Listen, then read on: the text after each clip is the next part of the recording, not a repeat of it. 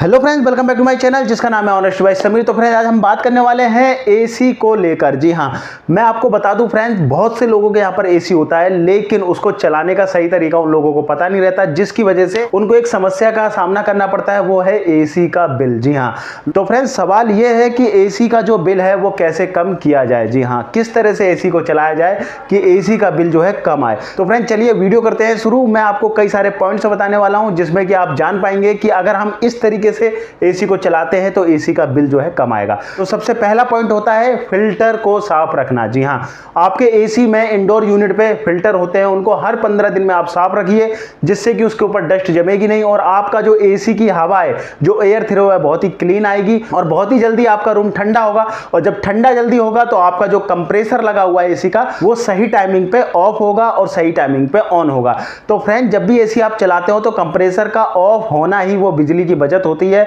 लेकिन समटाइम क्या होता है, हम लोग एसी के जो फिल्टर होते हैं बहुत ज्यादा गंदे कर देते हैं, उसकी सर्विस नहीं कराते, उसको साफ नहीं करते, जिसकी वजह से इतने ज्यादा गंदे हो जाते हैं, आपका जो रूम है उसको ठंडा होने में बहुत ज्यादा टाइम लगता है। और आप जब उसको 22 या 25 पे सेट करते हो तो वो जो टेम्परेचर है बहुत देर में अचीव हो पाता है, जिसकी वजह से आपका जो कंप्रेसर है कंटिन्यू चलता रहता है और आपका जो बिल है वो भी बनता रहता है। तो फ्रेंड्स एसी के फिल्टर हमेशा साफ रखिएगा, क्लीन रखिएगा, हर 15 दिन में इसको साफ रखिएगा। वो आप भी कर सकते हो, जरूरी नहीं किसी मैकेनिक को बुलाओ। तो फ्रेंड्स अब बात करते हैं दूसरे पॉइंट के बारे में। आपका जो आउटडोर यूनिट रखा हुआ है वो एक ऐसी जगह उसको इंस्टॉल करवाइए जहां पर छाया हो। फॉर एग्जाम्पल अगर आपने छत पर लगाया हुआ है तो छत पर ऐसी कोई सुविधा करिए, टीन शेड आते हैं छोटे छोटे, आप खरीद के लाइए, उसको लगा दीजिए उसके ऊपर, जिससे कि डायरेक्टली जो सनलाइट होती है उस एसी के आउटडोर यूनिट पर ना पड़े। अगर एसी के आउटडोर यूनिट पर अगर वो सनलाइट पड़ती है तो आपका जो कंप्रेसर है वो चलते हुए तो वैसे भी गर्म रहता है, काफी ज्यादा हीट रहता है, लेकिन जब उसके ऊपर सनलाइट और पड़ती है तो वो ओवर हीट होता है, जिसकी वजह से आपका जो एसी है थोड़ा टाइम लगाने लगता है आपके रूम को ठंडा करने में और आप अपने कंप्रेसर को भी बचा पाओगे जल्दी खराब होने से। तो फ्रेंड्स जब भी आप आउटडोर यूनिट इंस्टॉल करवा रहे हो तो उसमें सबसे ज्यादा ध्यान रखने की जरूरत यह है कि उसको छाया रहनी चाहिए, उसके ऊपर शेड रहना चाहिए, इससे कि उसके ऊपर सनलाइट ना पड़े।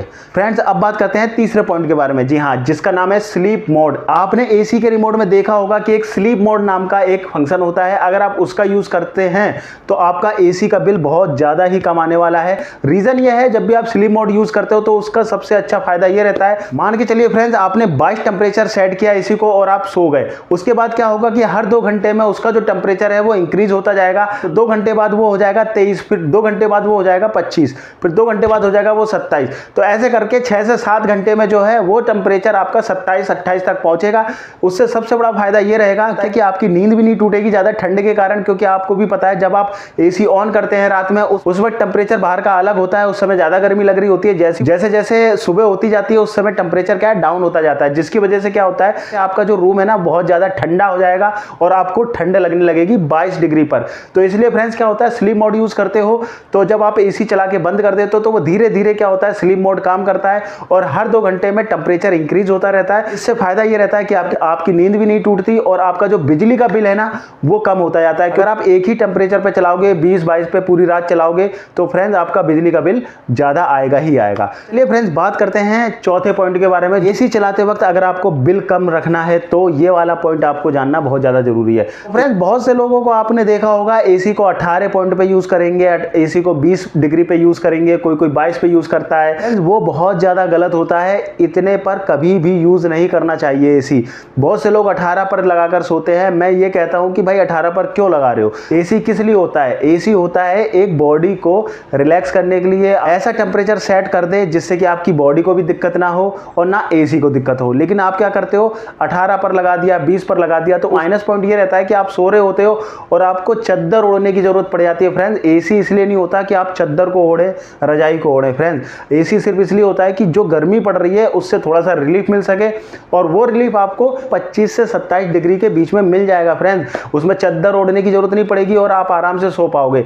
आपको मैं बता दूं फ्रेंड्स, अगर आप 25 से 27 डिग्री सेल्सियस पर सेट करके आप अपना एसी चलाते हो तो आप बिजली का जो बिल है ना उसमें आप जमीन आसमान का फर्क देख पाओगे। फ्रेंड्स अगर आप 18, 20, 22 पे चलाते हो अपना एसी तो फ्रेंड्स कंप्रेसर पे बहुत ज्यादा लोड पड़ता है, वो ओवर हीट हो जाता है। रीजन ये है कि जहां 25-27 पे चला रहे हो वहां पर भी आपका काम बन रहा है, लेकिन क्या करते हो आप 18 पर चला के रजाई को ओढ़ देते हो, फिर आपको एहसास ही नहीं होता कि एसी कितना पे चल रहा है। आप अगर 18 पे चलाओगे तो आपका जो कंप्रेसर है, आपके जो एसी का कंप्रेसर है, वो शट डाउन होगा ही नहीं, वो स्पीड स्लो करेगा ही नहीं, वो कट ऑफ होगा ही नहीं, वो कंटिन्यू चलता जाएगा चलता जाएगा चलता जाएगा, क्योंकि आपने जो टेम्परेचर सेट किया है एसी का वो 18 है फ्रेंड्स। आपकी बॉडी 18 डिग्री सेल्सियस ऐसे नहीं झेल पाएगी, आपको चद्दर ओढ़ना ही पड़ेगा। तो फ्रेंड्स एसी इसलिए नहीं लगाया जाता कि आप चद्दर ओढ़ लो फिर चलते रहने दो। और फ्रेंड्स बहुत से लोगों की थिंकिंग ये रहती है कि मैं 18 पे कर दूंगा तो बहुत जल्दी कूलिंग करेगा, बहुत फास्ट कर देगा। फ्रेंड्स आउटपुट उतना ही रहता है। अगर आप 25 पर भी सेट करोगे एसी को तो आउटपुट जो है एयर थ्रो का वो उतना ही रहने वाला है, चाहे 18 पे सेट करो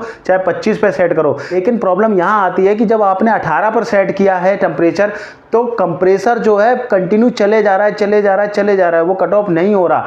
लेकिन अगर आप 25 पर सेट करते हो, 26 पर सेट करते हो, 27 पर सेट करते हो, तो सबसे बड़ा फायदा ये रहता है कि 27 डिग्री जैसी पहुंचेगा, 26 डिग्री जैसी पहुंचेगा तो आपका जो कंप्रेसर है ना वो कट ऑफ हो जाएगा, शट डाउन हो जाएगा थोड़ी देर के लिए, वो रेस्ट पर चला जाएगा। उससे कंप्रेसर को भी रिलैक्स मिल जाता है और उससे आपको भी कोई प्रॉब्लम नहीं होती। लेकिन हम लोग क्या करते हैं, 18 पे करने के बाद में कंप्रेसर को बहुत ज़्यादा हीटिंग के लिए मजबूर कर देते हैं, बहुत ज़्यादा मिसयूज कर लेते हैं उस कंप्रेसर का।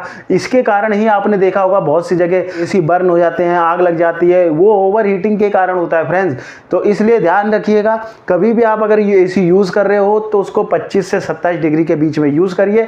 आपका जो बिजली का बिल है ज़मीन आसमान का फ़र्क पड़ जाएगा, बहुत ही कम हो जाएगा आपका बिजली का बिल। फ्रेंड्स ये थे कुछ पॉइंट, और जाते जाते एक चीज़ और बताना चाहूँगा, एसी की सर्विस जो है टाइम टू टाइम कराइए फ्रेंड्स, क्योंकि अगर आप एसी की सर्विस टाइम टू टाइम नहीं कराएंगे तो उस पर जो है डस्ट बहुत ज़्यादा जम जाएगी, और डस्ट जमने के बाद में आपका जो एसी है वो अच्छे से कूलिंग नहीं करेगा, और जब कूलिंग नहीं करेगा तो कंप्रेसर जो है कंटिन्यू चलता रहेगा, जिसकी वजह से प्रॉब्लम आपको ही क्रिएट होनी है, आपका ही पैसा ज़्यादा जाएगा। फिर आई होप कि आपको ये वीडियो पसंद आया होगा। अगर वीडियो पसंद आया तो चैनल को लाइक एंड सब्सक्राइब करना ना भूलेगा। Thank you so much video देखने के लिए, धन्यवाद।